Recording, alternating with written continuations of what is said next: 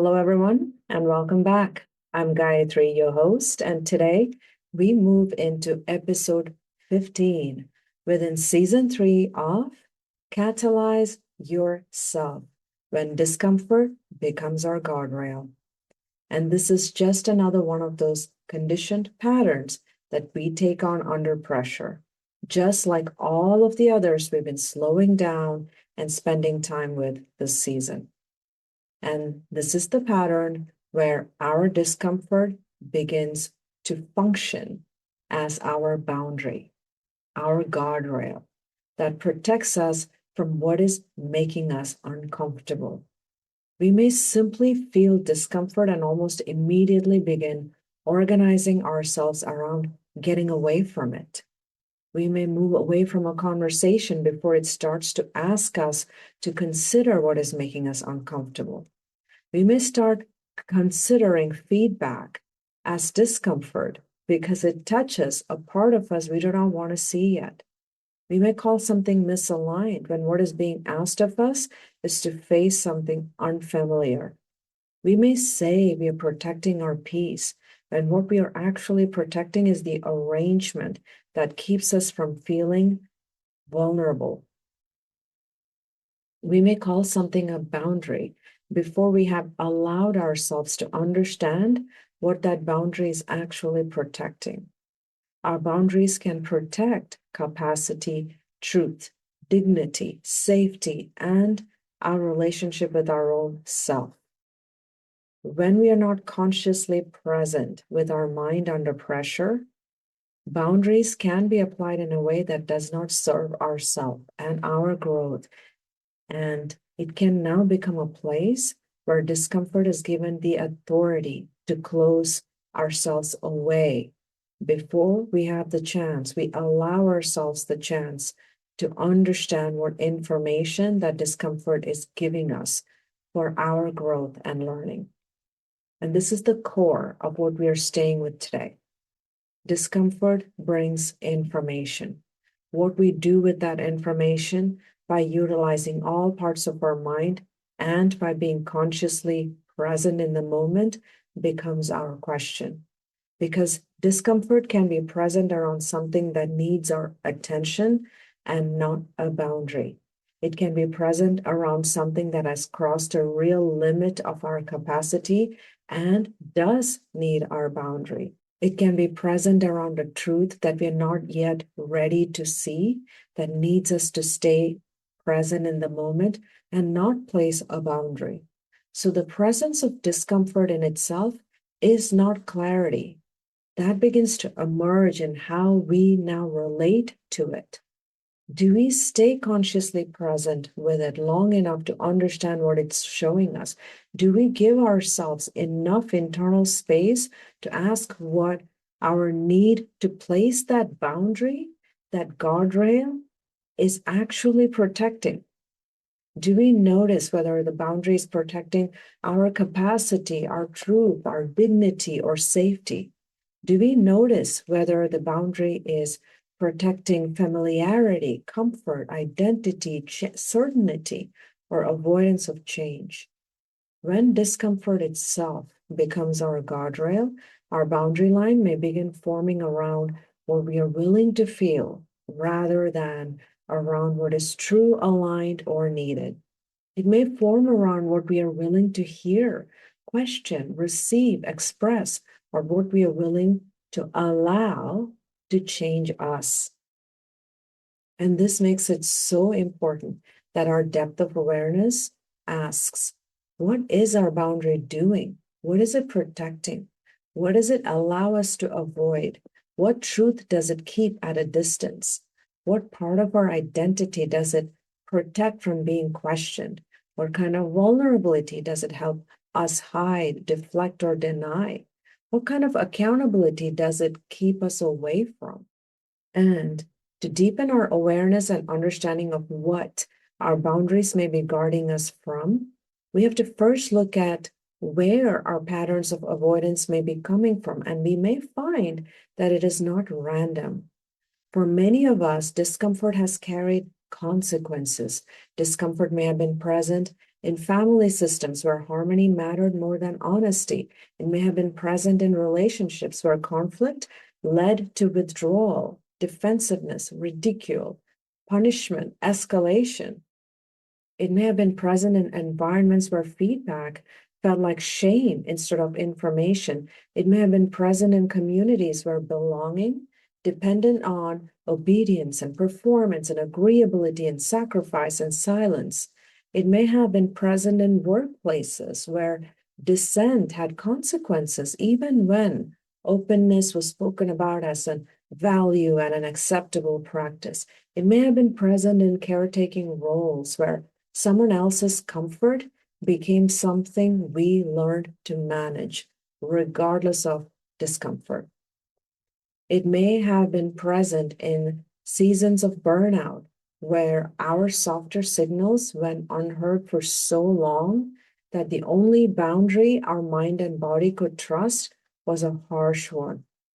It may have been present in experiences where being misunderstood, rejected, humiliated, or even left alone carried a cost that we do not ever want to face again. And for some of us, discomfort carries layers that cannot be separated from social risk, exclusion, bias, instability, or even threat. And with all of this, we can recognize that the impact of discomfort on our mind can be complex because our mind, our nervous system, and body can learn associations around discomfort that makes distance and the choice of avoidance feel safer than facing or hearing information that discomfort is bringing our way. And once that learning becomes familiar, our boundaries go up very quickly. Before we have fully heard what was even said, before we have fully understood what was felt, before we have fully acknowledged our own participation, before we have fully considered whether the discomfort is asking us to leave, to pause, to take responsibility, to set a clearer limit, to tell the truth, or let something change. And over time, if this pattern remains unexamined, our life can begin organizing itself around what keeps discomfort away. Our conversations may become safer but less honest. Our relationships may remain intact and lose integrity. Our self-expression may sound clear but carry less authenticity. Our boundaries can sound strong and yet keep us from growing because we are being protected by avoidance. Our choices may keep us comfortable, but also keep us from being changed by what life is trying to show us.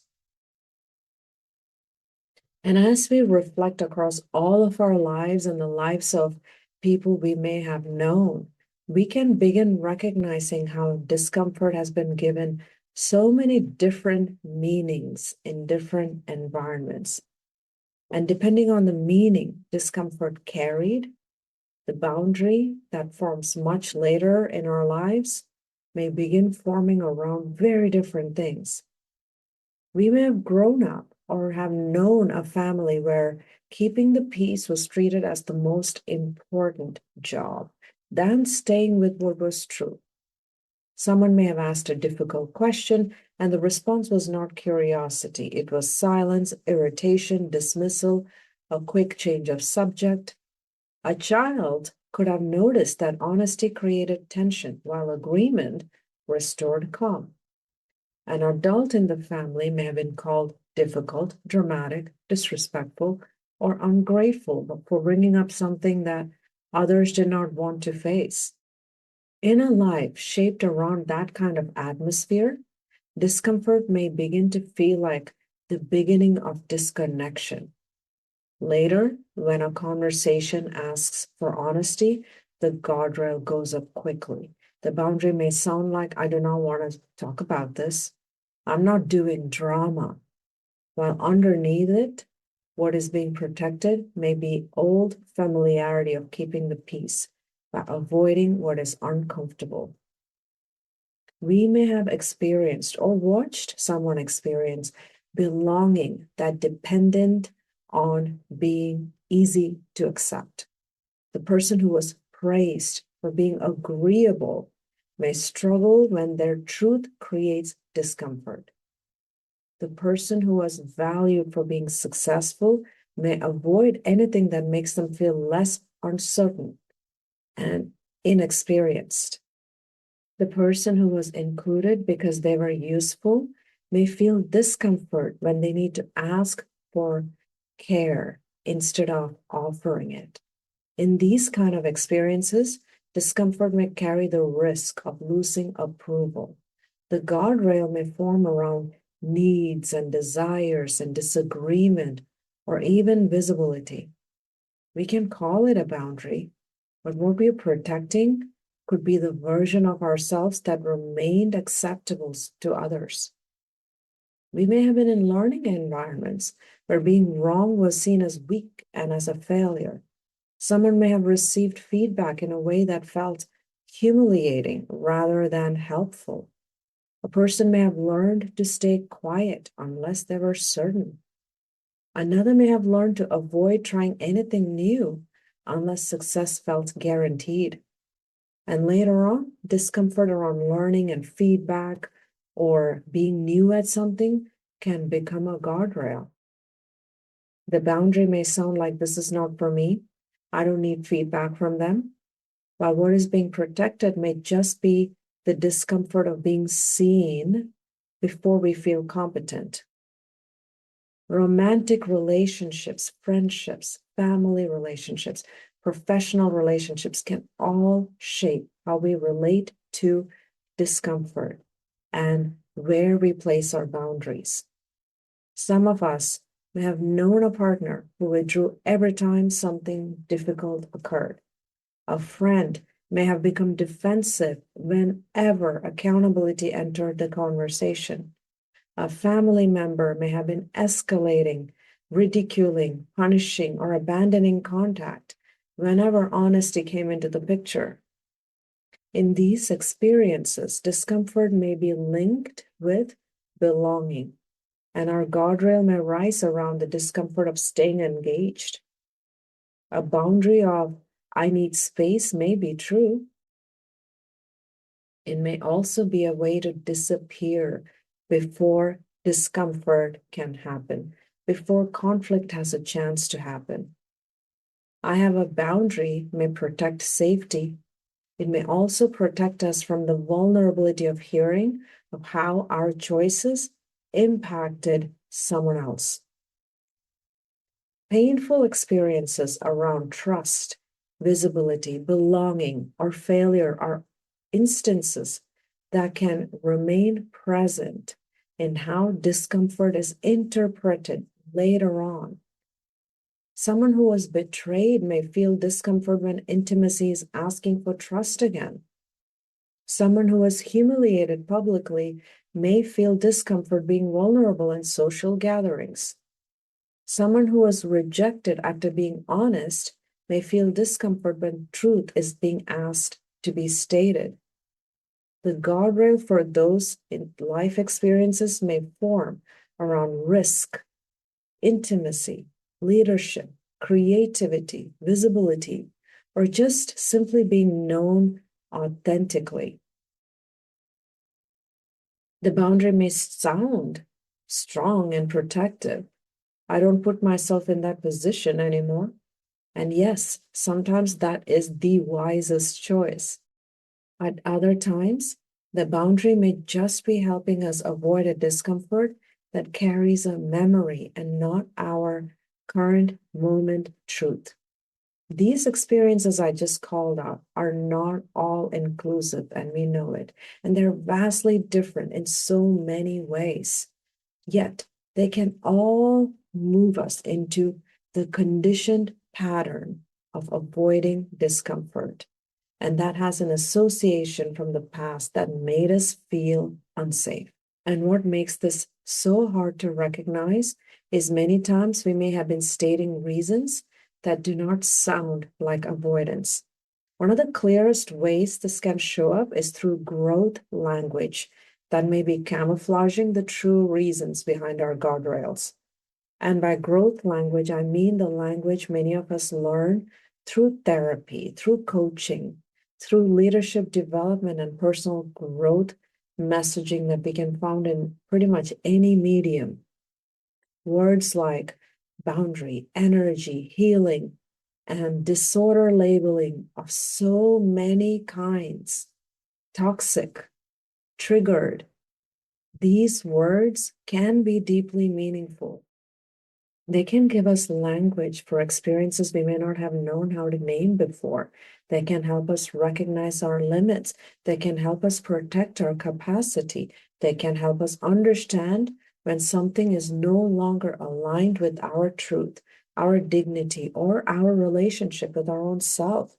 And yet, when these words also become our guardrail to avoid discomfort, they can become the language we use to move away from discomfort while still allowing us to feel like we are being self-aware. We may say, I'm protecting my peace. And in some cases, that may be fully true. It may mean we are no longer willing to participate in a dynamic that repeatedly pulls us away from ourselves.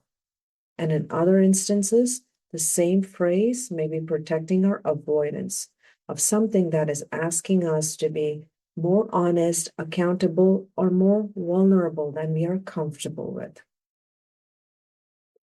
We may say this does not feel aligned, and it may be true.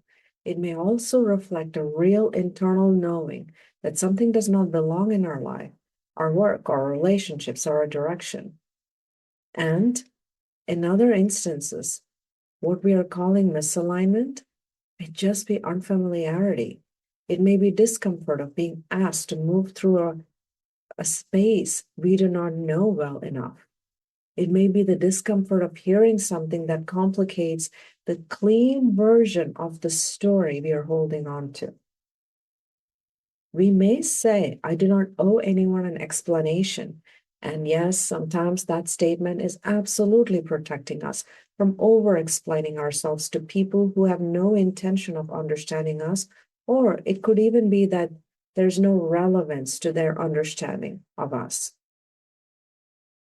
And in other instances, the same statement may keep us from offering clarity, repair, or honest communication, where our presence is still part of the integrity of that relationship.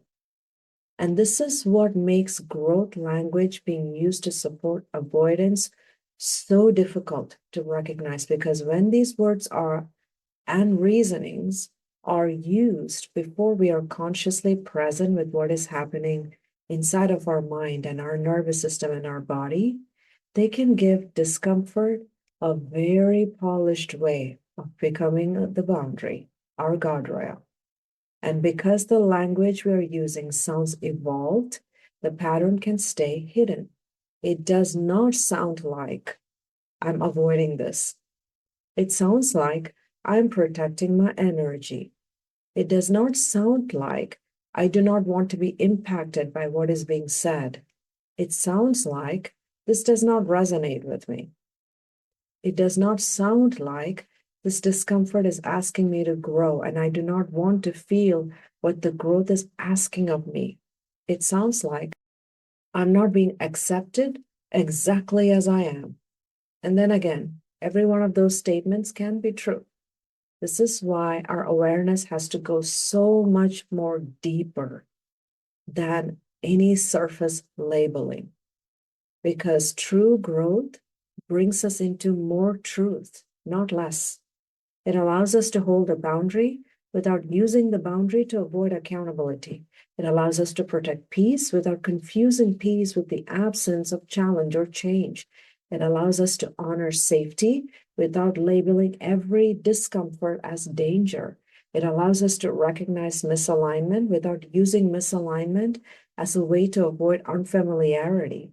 It allows us to create space without disappearing from what still needs our honest presence. And when we don't, as with all other conditioned patterns we've spent time within the season, this is also one that comes with a deep, quiet cost. Our engagement with life itself can become so shallow.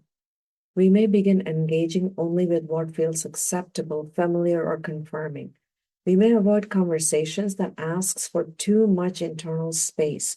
We may stop asking questions that could complicate what we already believe. We may stop staying with the information that discomfort brings because we already know the quickest way to get away from it. We are no longer fully available to what is being shown to us. And what we express to the world and what we allow the world to see from us can now constrict and become narrow and become so small. We may say only the portion of the truth that feels safe. We may speak in a language that sounds very clear, but does not reveal vulnerability. We may use very polished words to protect an unexamined pattern. We may call something a boundary while keeping ourselves from holding the honesty of what we feel, what we need, what we fear, or even what we want. And over time, this affects our relationship with our own self, our voice. We may become so skilled at sounding self aware without being fully honest. We may become skilled at sounding calm while avoiding what has real emotional weight. We may become skilled at explaining ourselves without allowing ourselves to be known or seen completely. Our relationships can lose integrity and depth. We can still show up, but if discomfort keeps becoming the guardrail, our line, the relationship may no longer have enough space for truth, for repair, for disagreement, for accountability, or even growth. And one of the deeper costs can be the depth of how well we know what we are capable of. Because if we only stay with ourselves up to the edge of comfort, we only know ourselves up to that edge. We may know who we are when we are agreed with, when we are approved of, when we feel capable, certain, generous, calm, and in control. But we may not know ourselves as clearly when we are challenged, when we contribute to an impact we do not want, when we are not proud of what we've gotten ourselves involved in, when our own desire is asking for something that will disrupt our current state. And if discomfort becomes our boundary, those parts will remain less known, and we end up slowing or even stopping our growth. Our growth can get negotiated down to what does not disturb the familiar comfort. And this can create the appearance of growth while the deepest patterns remain untouched. And that brings us to the close of today's episode. Today, we stayed with a conditioned pattern that can become active under pressure, where discomfort begins to function as our boundary, our guardrail that protects us from what makes us uncomfortable, the line that forms around what we are willing to hear, to question, to repair, to acknowledge, or even to allow what will change us. We looked at how discomfort brings information and how the presence of discomfort by itself does not give us full clarity. Clarity begins to emerge through how we relate to the discomfort and what we do with the information it brings, and whether we can remain consciously present with all parts of our mind as we meet it. We also explored how our past experiences may give discomfort certain meanings. Family systems where honesty was not valued, where harmony mattered. Relationships where conflict felt unsafe. Workplaces where dissent carried consequences. Growth language that can sound self-aware while still protecting avoidance. And through all of this, we've stayed with the understanding that our avoidance or discomfort is not random. Our mind, our nervous system, our body may have all learned associations and been conditioned around discomfort, safety, belonging, identity, and consequence. We recognize that what our guardrail may have been protecting may have been comfort, control, fear, or grief. And we looked at some of the quiet causes of this pattern, our engagement with life, honesty of our expressions, the depth of our integrity of our relationships, and the distance we can build from our own knowledge and growth of ourselves. So as we close today, I want to leave us with a few reflective considerations that can start to deepen our awareness of the underlying reasons that may have built up our guardrails. Let us ask ourselves, where in our life has discomfort become the boundary around what we allow ourselves to hear, question, express, receive, repair, or allow us to change ourselves? When that boundary rises, what experiences are we basing those responses on? And what information may discomfort be bringing forward to us that we are not allowing ourselves to stay with long enough for our mind to integrate completely for our understanding? And as we reflect on these questions, my invitation is not to take down every boundary. It is to understand our reasons for our boundaries more honestly, to understand what it is protecting, to understand whether it is keeping us connected to ourselves or keeping us protected from something that our self needs to face for our continued growth. And this brings us to the next layer of our season 3 exploration of helping our mind stay steady while navigating pressure. In our next episode, episode 16, when conditioning overrides our truth, we will stay with how conditioning can shape what feels acceptable, what feels possible, what feels safe, and what feels true, especially under pressure. I hope today's episode resonated with each and every one of us. Let us all stay connected so we can continue this work together. And please feel free to reach out to me through any of the platforms where this podcast is being shared from, or to me directly. Please share your thoughts and reflections so all of us can continue to learn and grow together. And please share this episode with anyone you feel would value joining us on this journey. Thank you for joining me today. I'm your host, Gayatri, and until next time, let us stay connected to ourselves, stay consciously present with what discomfort is showing us, and continue our journey of strengthening our mind.